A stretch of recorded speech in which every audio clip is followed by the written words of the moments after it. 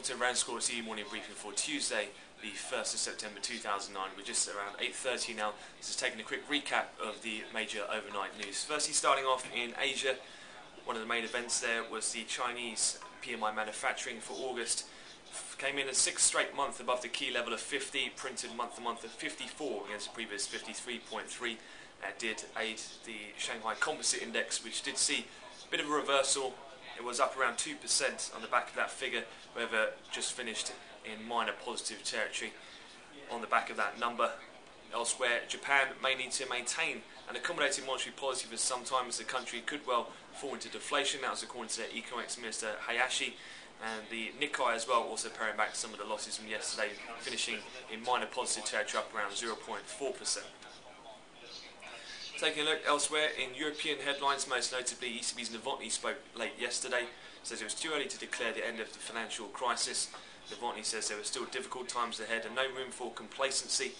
He does not expect a double-dip recession in Europe and believes that inflation is not an immediate concern for the European Central Bank. In addition, fighting unemployment must be a priority and potential growth rates may decline. He also sees a risk of low rates of growth for some time and no W-shaped recession, providing there is no premature exit strategy, as according to the Austrian member Novotny. Elsewhere, in Handelsblatt, German newspaper, Germany industrial associations are to push government to take new steps to prevent a widespread credit crunch. And elsewhere, we did briefly see some Swissy currency strength on the back of the Swiss GDP report for Q2, coming in stronger than expected on a quarter-on-quarter basis at minus 0.3%. Analysts were looking for a fall of an entire 1%.